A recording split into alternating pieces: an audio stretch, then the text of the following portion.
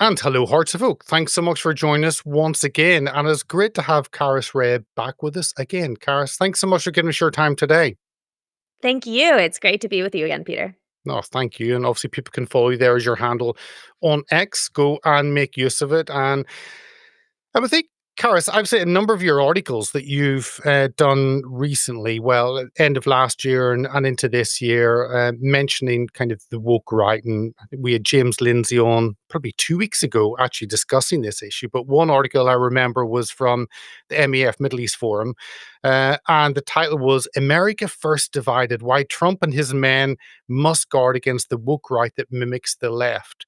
So maybe we can start there because some would say that the amount of issues that President Trump needs to fix are so vast and that MAGA is going to be a very large tent.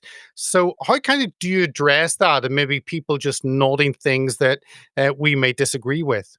Hmm. Yeah, that's a great question and gets really to the core of this. Well, I don't think that this issue of the woke right or whatever you want to call it, some people are very offended by that term. I think it's pretty appropriate. Can be solved by one man alone. This is largely a cultural phenomenon. It is happening from the bottom up. It really started online and now it's spreading into the real world, shaping hearts and minds, especially of the MAGA youth under like 30 years old. The real danger here is Tucker Carlson because he is the connection to the state. And so he has the ear of people like Don Jr. and JD Vance and even President Trump. So I think this needs to be something that really just starts to make it into the mainstream conversation. So the people can themselves decide like what direction do we want MAGA to go in? Do we want MAGA to stay true to its original principles? Look at Trump 45 and the way that President Trump governed. Or do we want it to go in this increasingly new direction of neo isolationism, anti Zionism, demonization of people that disagree with us, namely neocons as warmongers and warhawks? Do we want to start engaging in historical revisionism and moral relativism, just like the left does? Do we welcome, phenomenons like misogyny, like misogyny and the manosphere culture, like the Andrew Tates and the Dan Bilzerians? Do we welcome gambling and other vices that are clearly not in accordance with biblical values? Um, and I think that that's largely for the people to decide. And the way to make that happen is for conservatives to recognize what is going on and understand that they are being gaslit by a number of influencers that have millions and millions of followers and are trying to create a new normative politics for the Trump movement and act as if this has always been Trump's politics, which it's not. I am not for censoring these people. They are free to say everything that their heart desires, and we are free to push back against them. And if they are acting like our pushback is a form of cancel culture, then that's another thing that the people need to realize, that they in fact are the ones trying to shut down discourse because they can dish it out, but they can't handle the pushback. And that's one of the ways that they mimic the left, is this sort of embrace of demonization of people who think differently than them, and screaming cancel culture and you're just a neocon in the same way that the left has been screaming you're just a racist or a white supremacist. Yeah, I want to pick up on a couple of those and the influencers, but I just want to ask your general thoughts because there have been many appointees most of us will have no clue about, and it's the high profile ones that we see heading up those separate departments. So, I mean, what have your thoughts been on kind of those appointments that Trump has made to the administration? I think his appointments have largely been in alignment with his values. It is true that with the advent of the Maha movement, for example, that there has been, as you said, like a big tent this time around with the movement, with the MAGA movement, and it has uh, welcomed former liberals or even maybe current liberals but that share Trump's kind of heterodox vision and are very wary of government overreach and just became so jaded by the Democratic Party because of what happened in COVID and suppression of certain scandals like the Hunter Biden laptop and the lab leak theory and Russiagate. And I think that's a great thing. But I think once you do that, once you open up the movement to sort of, very, very disparate kind of views and focuses, you have to be mindful of that. And you have to be careful and you have to monitor that because that means that there is going to be more room for hijacking the movement. And there is going to be more room for different groups to kind of push forward their focuses, right? And try to make that the center and the mainstream of the MAGA vision. And um, I don't think we have been so discerning of that. Um, you asked what I think of Trump's appointments. I think that they have largely been good. Um, I think that there have been a few questionable ones. I know that a lot of people that are uh, very, very supportive of the original MAGA foreign policy agenda have been critical of somebody like Steve Witkoff. I think that Steve Witkoff, while he has the best intentions and really does want to, um, govern and act in accordance with Trump's principles, I simply think that he's really way over his head. And he even said it himself on the news that the first time around with the ceasefire, he got duped by Hamas. I think he even used those words. How does So anyone get duped by Hamas? I know, and so I think that you might be seeing some of that now with, the Iran negotiations, surely with Qatar. It's no secret that Witkoff is in bed with Qatar, as are other appointees like Pam Bondi, and I've even heard Kash Patel. But I don't think that necessarily compromises them to a point where they suddenly become anti-Israel or anything like that, right? I think it's something to keep in mind, and definitely an issue. But I think the bigger problem with somebody like Witkoff is not even um, his maybe naivety going into these very complex negotiations with like rogue states. It's the fact that people on the woke right have essentially embraced him and decided that he is their champion, that he is like another like Thomas Massey or Marjorie Taylor Greene, which is just not true at all.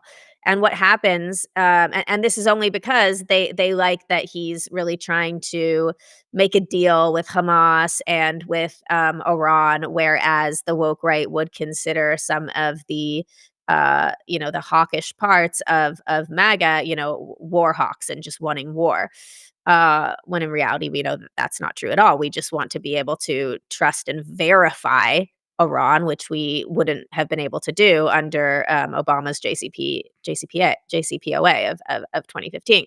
But regardless, and so the problem with that is when they take up this a guy like Witkoff as like their representative, that's something that Witkoff embraces. He says, "Oh my God, look at all this criticism from MAGA," but then here is this subgroup of MAGA, like the Tucker Carlsons and everybody under him that are embracing me and love what I am doing, and so he can then kind of go in with this crew, and then he starts repeating their talking points when he goes on the news and he goes on their shows. And he'll come on the news and he'll be like, "Oh, any criticism of you, is just like, it's just the neocons or, and people who don't like me just want war, and since Trump uses that language sometimes as well as he did in the first administration, you see that kind of trickling up and people don't understand that there's something very sinister behind this. And look, I am no neocon, so I'm not saying that neoconservatism is the brand, is Trump is the MAGA brand. It is absolutely not. Trump is not a neoconservatism, but as much as he is not a neoconservative, um, is mirrored by how much he is not a neo-isolationist. Like, those are 2 sides of the same coin, and he is neither one of those. He is smack dab in the middle, advocating for foreign restraint, but also peace through strength, and the strength is a huge element of that, of wielding a big stick, of making your enemies fear you, and understanding that the only way that they will fear you is if you They think that you are prepared to follow through on your threats. Nobody thinks that you're prepared to follow through on your threats if you have declared that you are a non-interventionist. That just gives our enemies free reign to go in and take Taiwan and take Ukraine and take Gaza, understanding that that is the first step in eventually coming to America. I think peace through strength is a term that probably President Trump puts forward more than anyone else. But I want to kind of touch on the background. So, I mean, back in 1948, whenever Israel declared independent, the provisional government of Israel declared the new state of Israel back on the 14th of May, President Truman, as president, was, I think, one of the first leaders, if not the first, on the day of agreeing with that and recognizing the new Jewish state of Israel. But I don't think that America started supporting Israel financially or militarily on that economic side until probably the early 70s. Now that their values are aligned in terms of freedom, in terms of the democratic values you see in Israel, is really many of the values that America have. Mhm. But yeah, there wasn't that financial support, and I think we've been told that since the day America was born, it's been supporting Israel financially. That's not the case, is it? No, not at all. In fact, Truman was very hesitant to support Israel. He kind of had to be convinced. And the State Department has notoriously been anti-Israel and kind of more admiring of the Soviet Union and the way that they did things. And there's always a lot of spies within the Soviet spies within the State Department, and especially in like the 60s and 70s. And it's no secret that while other branches of government may have been more sympathetic to Israel, the State Department, which wields a lot of influence from its beginning, has not taken that position to the point where in 1948 there was an arms embargo. Israel did not fund, I mean, America did not fund Israel's war of independence. Israel got a lot of their armaments from their Czech Republic, which was Czechoslovakia, as well as France. But America was not their friend in the War of Independence. America wanted to stay out, and actually, people who sent arms to Israel from America had to do it completely covertly because there was a boycott of arms. And there's a wonderful book about that, actually, about the Jews in America that secretly and illegally supported Israel, tried to get military shipments to them during the War of Independence because it was absolutely not accepted, not acceptable, not legal. So yeah, that's a misconception that people have, that America's always just been kind of wrapped around Israel's finger. It's true that like you said, the values have always aligned, and that is why even at the beginning, America did declare its support and its recognition of Israel. But economically, that didn't happen until later, and also one of the reasons why it happened in the 60s and 70s is because America saw how in such a short amount of time, Zionists had essentially reestablished this incredibly this flourishing state that was reaping all sorts of benefits and attracting immigrants from all over the world, not even not even just Jewish immigrants, but Arab immigrants. And America really needed some sort of stalwart in the Middle East, and a state that they could rely on, and that was strong, and that could actually, because we have the same enemies that could actually do some of the dirty work that America did not want to do.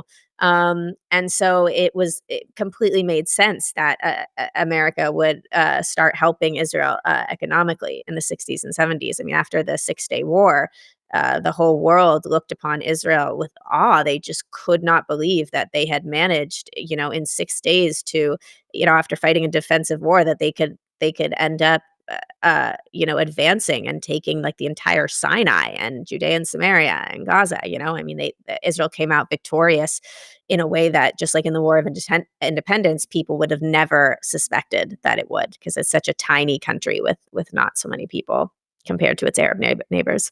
No, they're two phenomenal. The 48 and 67 being so decisive. And anyone I've read so many books about, both of them. And watching this small new state actually being able to survive against everything around it. But I mean, so for the last 50, it's strange because Israel seems to have some support, more or less, to a degree, whether it's Democrat or Republican. Now that varies, of course, but it's not like abortion where the Republicans come in and cut off funding, where Democrats come in, turn on the tap again. And that's one of the first piece of legislation that's always done, I think, between administrations. But on the state of Israel, you don't have such huge changes. And I know the Democrats often make noises about linking military aid to some restrictions, and Biden did some of that. But it's kind of general. Is that a fair point? Because it's not so much anti-4; it's much more fluid. I think that until recently, there has always been sort of a bipartisan support for Israel. It was recognized as being consistent with American values. Um, People understood, even intuitively, if not consciously, that the founders of America, the writers of our Constitution, had in mind Mount Sinai and Moses and the Ten Commandments when they sat down and decided on the framework of this country. And so I think people, Christians in this country especially, largely understood that Judeo-Christian values formed the bedrock of this nation, and that we are tied to the state of Israel in that way. I think in the 2000s, when you saw the kind of progressive wing of the Democratic Party hijack the the mainstream liberals, you saw it go in a little bit more of you saw it go in a different direction. So while I think most liberals now, like in Congress or even in the Biden administration, would pay lip service to supporting Israel, behind the scenes, actually, you saw that was not the case. That Biden was an absolute disaster for Israel, and that his administration put so much pressure on him to be supporting the Palestinians, to be, he had Israel tied one hand behind its back. He would dangle, aid in front of them, holding it hostage one minute, releasing it the next, based on um concessions that Israel would have to make to Palestinians, which ended up being Hamas, right? And there's all different sorts of ways. There was a lot of people in the administration too that were vehement anti-Zionists. I think that you see that increasingly happening with the Republican Party now that they're in power, and that is the danger, right? Conservative Jews and Orthodox Jews found a home on the Republican Party, right? And if the Republican Party goes the way of the Democrat Party, where you have like this small group of anti-Zionists that end up hijacking the movement, then essentially, where do we belong, right? I mean, like it's true that most Jews in the U.S. are liberal, but even they have kind of veered more to the right after October 7th, after seeing the explosion of anti-Semitism, not just in America but around the world. So that's a huge threat. I mean, we saw what happened in the UK, where in your country, when Keir Starmer won, and now Jews, they've polled Jews, and they feel increasingly unsafe. And uh, I mean, I think that, in Canada too, you're gonna see like a Jewish exodus. I mean, it was an existential election for the Jews in Canada. There has been rank anti-Semitism that has taken over the universities, taken over cities like Toronto, and Canada has done absolutely nothing about it. Um, so so we have to so this is why I'm speaking out against these people, is because one of the reasons why I supported Donald Trump, because I come from the left as well. I used to be a Bay Area liberal, and I mean, I was a conservative before I supported Trump, but it was a long road for me to become an independent and then become a conservative and then to become a MAGA conservative. And even though I was a conservative, I didn't vote for Trump in the first election. And then I saw how he governed.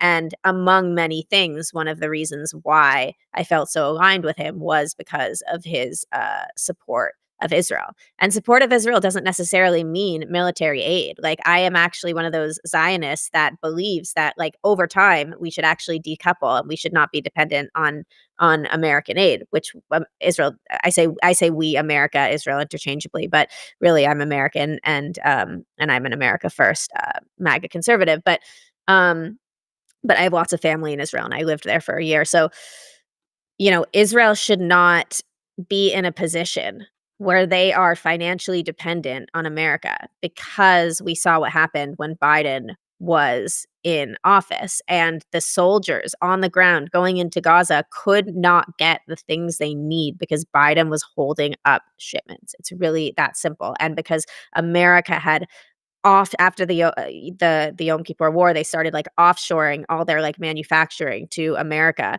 and they gutted many of their most important, on the ground military units, and started relying much more on the Air Force and on technology.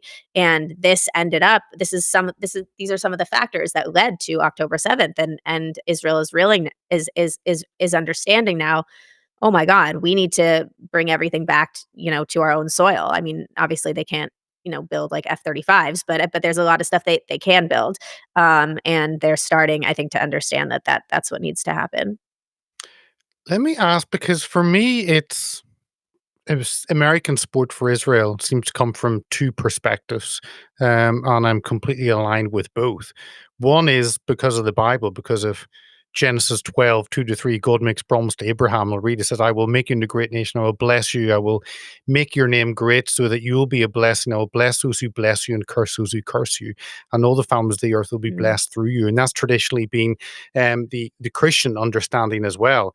And that's why one benefit to Israel is Christian tourism going over there, and that support. But the other side is it's a rational belief that Israel is the only non-Muslim country in the Middle East and stands as a bulwark against Islam. So to me, it's a spiritual support, or comes from a spiritual understanding, but also naked self-interest as well. Because for America, and for really, it should be for the world, it's much better to have a strong Israel in the middle of the Middle East mhm. than it is to have a weak Israel or a non-existent Israel. Is that a fair assessment? Kind of, those are two of the major understandings of why there is this support for Israel. Absolutely, and I wanna touch on the second one. I would encourage, you to have Josh Hammer on the podcast. He wrote an incredible book, called Israel and Civilization: The Fate of the State of Israel and the Destiny of the West, I think, and he essentially makes the America First case for supporting Israel. And he talks about how having a strong Israel actually allows America to focus more on in other theaters that are more threatening to them than the Middle East. Like, we all know that our biggest enemy and our biggest threat is China, really, more so than Iran, more so than Russia. Okay, like China on all fronts is threatening the sovereignty in America in ways that most Americans have no idea about. Um, and so in order to be able to redirect, our resources to there, and focus on the Indo-Pacific and that region, we need to be able to have allies that we rely on. And if we have Israel in the region of the Middle East that can guarantee that it will take a strong stance against Iran and against radical Islam and Iran's proxy groups, then we can essentially look the other way and focus on the threat of China. I also think that this idea about aid for Israel is really misunderstood. Yoram Ettinger talks a lot about this because he understands the conditions of that aid, which is not really aid. It's really an incredible investment that America has made in Israel that it gets in a really really good return on, right? It's not like America gives Israel a blank check and is like, you can do whatever you want with this. Like, these are credits, right? And actually they have to be spent in America. So on the one hand, this aid, if you will, um, it provides tens of thousands of jobs to America, especially in a city like Boston, right? So, and maybe people would say, oh, well, that just, further bloats the military industrial complex. And there is an argument to that for sure. But do you want to be the one that goes to those Americans and say like, sorry, you don't have a job now because because we pulled out aid to Israel? Like, these are people's lives we're talking about here. But also, like, much more than that. I mean, the amount of intelligence that America gets, and often the terrorist attacks that have been foiled that we don't even learn about in America because they have been foiled, because they have been prevented, have come from Israeli intelligence. I mean, the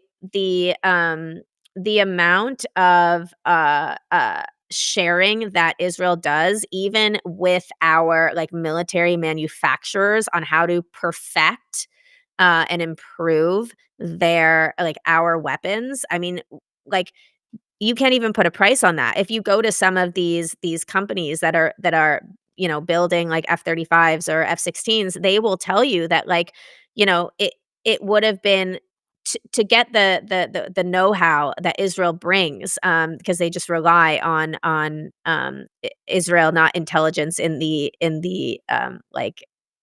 governmental sense, but actual intelligence, right? Um, they say you can't put a price on that, right? Because what happens is that America will, like, for example, they'll build something, they'll send it to Israel. Israel will use it. Israel will say, "Oh, you really got to fix A, B, C, and D," right? And then America will update it. So, I mean, Israel saves America billions and billions of dollars just with their know-how and the information sharing that we get from them. And that's just honestly scratching the surface. If you wanna know, like, really what we get from Israel, like, I would suggest reading Yoram Ettinger because he has, like he's visited, like, plants where all of our, like, defensive and offensive weaponry is created, and in every one of those institutions, like, they will tell you that they speak with Israeli counterparts to help them in their manufacturing. Let me it's, I want to cut because you've got qualitative military easing, I think is the term I've read, and that is America's commitment to keeping Israel's military above those around because it's beneficial to it's beneficial to all of us. And despite obviously we've seen Trump's tour of the Middle East in the last week, excluding Israel, and those huge arms deals. But for me, that is again is important for America's position because you've got the biggest deficit in the world, so you need to pay that back somehow. But you got that, but that qualitative military easing makes me think actually, despite doing deals with those countries that America's kind of always done to some degree, it still has that commitment to making sure Israel militarily either gets equipment first or gets updates first or Right, restrictions in other countries buying. So that remains despite what we've seen the last right. week. Right. The quantitative military edge, I think they call it. I completely agree with you. Look, I'm in a lot of, WhatsApp groups with Israeli influencers and activists and advocates, and or even just, Zionist activists. And people are really freaking out about the fact that Israel was kind of seemed to have been sidelined by this Middle Eastern trip. I don't feel this way at all. Look, America and Israel are two different countries. It's true that our values are shared by Israel, and it's true that especially in foreign policy, many of our strategic goals are the same. But that doesn't mean that we have our own interests that we have to take care of. And these investment deals are so necessary. I think that Trump is so smart, being so smart about this. I think it's okay for Israel not to be the center of attention on this trip. Like you said, there are other things that we have to take care of. And yes, some there are some things that Trump has done or said that I don't like, that make me concerned. I don't like that he accepted this 400 million, plane from Qatar, acting as if it's a free gift. Nothing is free with Qatar, not to mention that it's going to cost the taxpayers millions of dollars to like outfit it and get it ready for, Air Force One, which will be used for like a year and then it will just go in the presidential library. I don't like that he is so close with Qatar, and that he is, inviting the last living American hostage to Qatar, which has literally been funding Hamas for over a decade, to meet with the president and with the emir. There are several things that I am not in alignment with President Trump on, and I think that President Trump has kind of more or less had a blind spot about Qatar and even Turkey for a while. So, but I mean, look, has there ever been a president that I agreed 100% with? I'm not so much of though I'm not one of those people that like idolizes or idealizes public figures. I haven't been like that with celebrities, and I'm certainly not like that with politicians. So it's not like Trump doesn't have his faults. And if I could change that, I would. But I don't think that this trip signals what many Zionists that I have been talking to are scared that it signals, which is like a redefining of the relationship between Israel and America.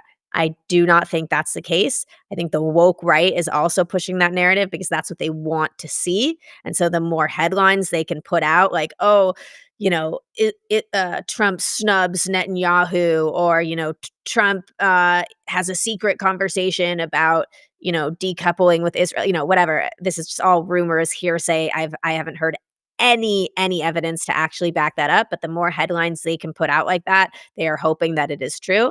I think that we will see what happens over time. And right now, I'm more worried about Trump's relationship with Qatar than I'm worried about Trump's relationship with Israel.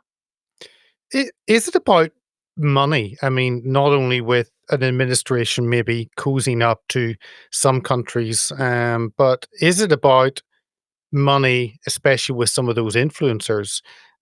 Because I mean, if I was offered a plane for $400 million, that could be a breaking point for me. I don't know, but and hopefully it will actually make Boeing actually build proper planes that don't actually fall apart. So hopefully it'll have an impact on that.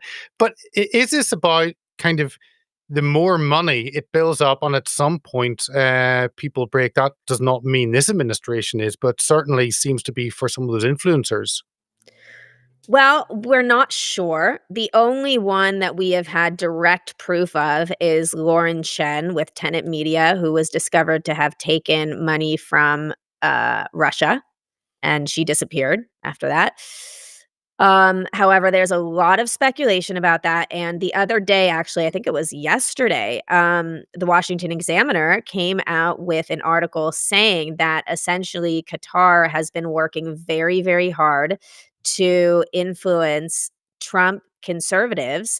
And I think, don't quote me on this because I don't remember all the details of the article. I read it really quickly, but something like that interview that Tucker Carlson did with Qatar, I mean, that was because a PR agency really pushed to have him, interview the Grand Sheikh, the leader of Qatar. So I think that we're seeing more and more that the lobbying and the influence operations that Qatar has been engaging in are proving to be so successful now with this new cadre of MAGA influencers that are more like neo-isolationists and sympathetic to Iran and to Israel's enemies.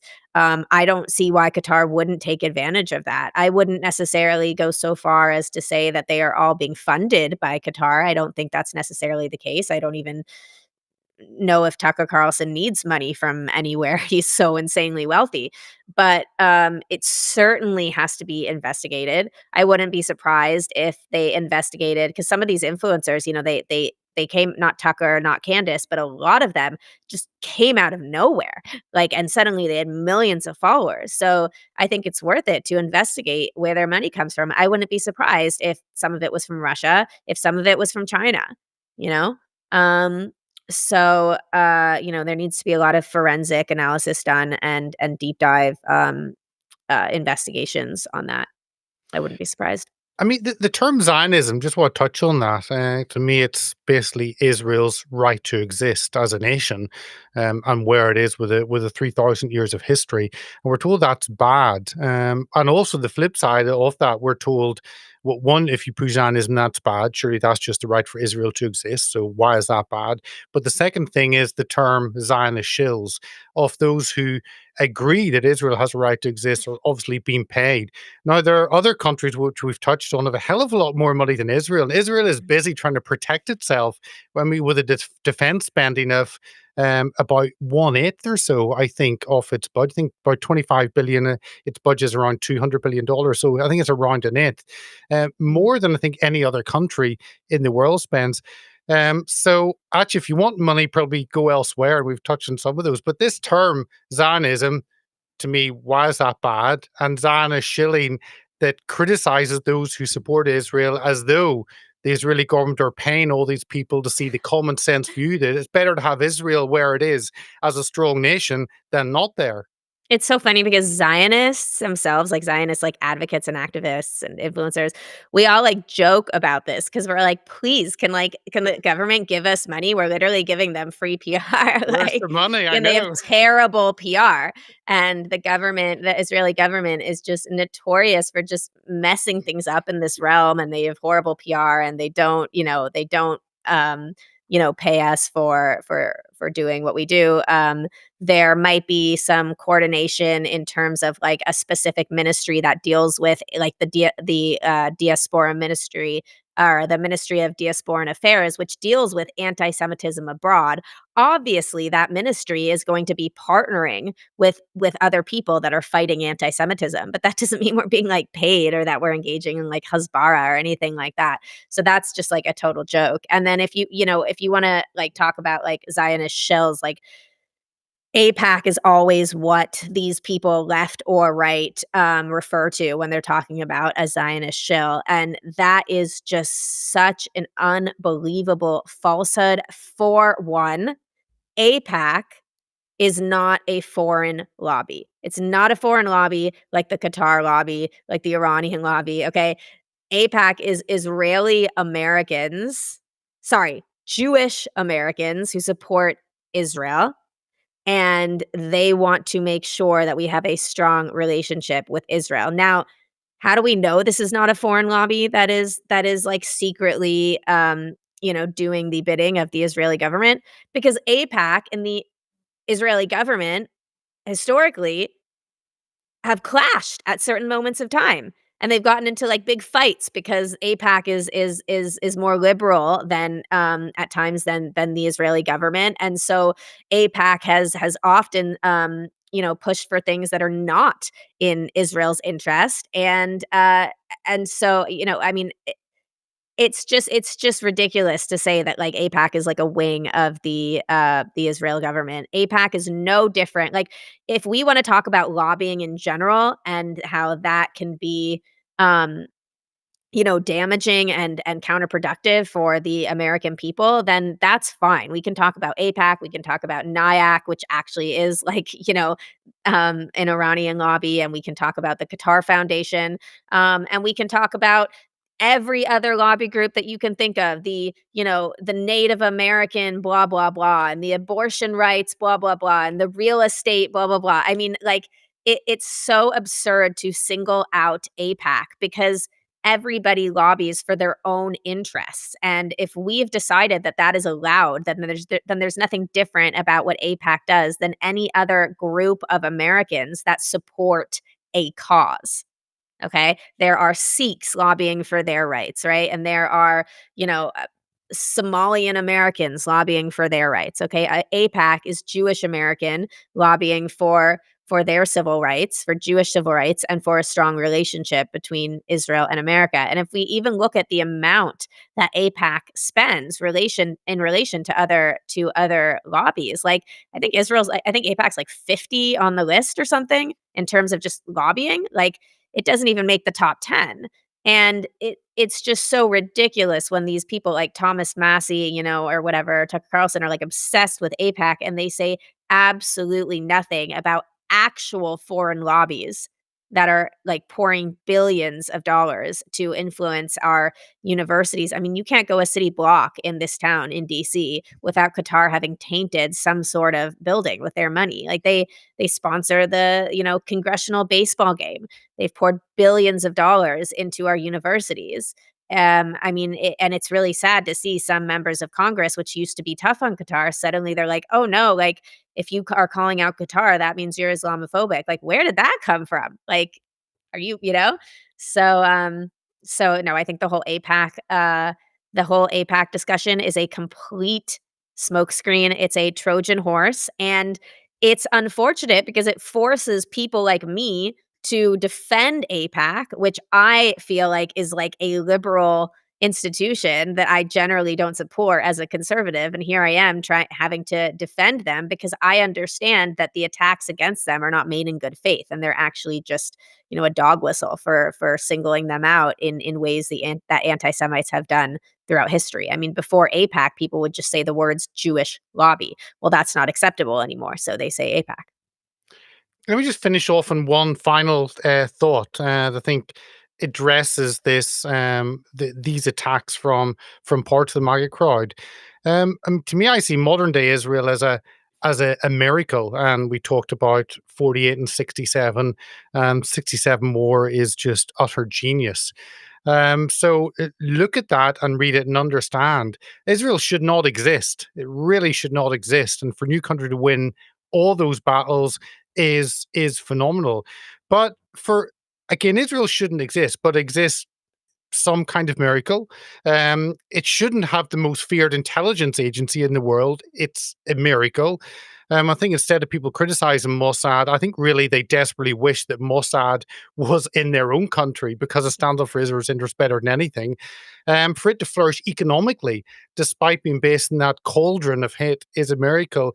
I think those who attack Israel would be better. It's like going to a race and not training and complaining that everyone else does better if you haven't put in the work. Israel has worked hard. It has to work hard because its very existence is on the line. And therefore, it's managed to succeed through strength, through grit, through effort, through vision. Maybe if other countries had that same approach, they would also succeed. So I think this is more Israel being desperate to survive as opposed to Israel controls the world. To me, the Israel desperate to survive, that makes more sense than anything else. There's no doubt. I mean, if people look on a map, they're gonna see that there is this little dot the size of New Jersey surrounded by gigantic countries. And this little country of 10 million people where half of the world's Jews all live, as well as, 20% Arabs and the rest, Christians and other religions. And you're gonna tell me that these people have this like outsized influence over the world, like when they are surrounded by enemies that are trying to wipe them off the map. I mean, it's absolutely absurd. But that's how it's been for hundreds of years. Wherever Jews have gone, they have been the focus. No matter what little percentage of the population they make up of any country, they've been the scapegoat. They've been the ones that people blame for all their problems. I think they did a poll a couple years ago, and they asked Americans what percentage, like, of Jews make up the American population, and like on average, people thought 30% of America was Jewish, If when only. in reality, it's like less than 2%. It might be 1%. You know, so that just goes to show you. And I think it Israel. One last thing, I will also say, like, Israel is a model for conservatives in the West that are trying to preserve some sense of like national pride and biblical values. And this is why, populist right wing groups like the Reform Party in the UK and AFD and the Swedish Democrats and the Vox Party are so aligned with Israel. It's not only because they, are both trying to fight against, radical Islam. It's also because they see Israel as like a bulwark against this like neo-Marxism and this wokeism that has affected their countries.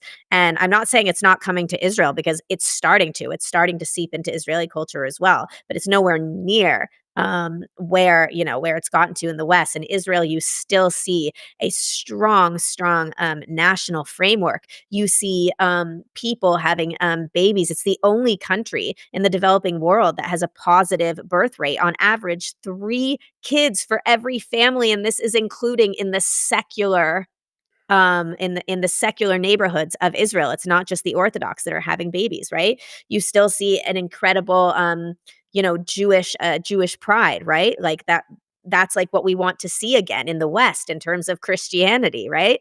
Um, and so, I mean, look, you go to Israel and you'll experience this firsthand. You'll see how the country kind of shuts down on Shabbat and everybody comes together and they pray and they get off of their phones and they look into the eyes of their family members and their friends. I mean, it's a beautiful democracy that is centered around, Jewish religious values, and that is a model that people in the West are seeking to emulate. And so that is one of the reasons why we should we should ally with Israel, not just in America but throughout the West.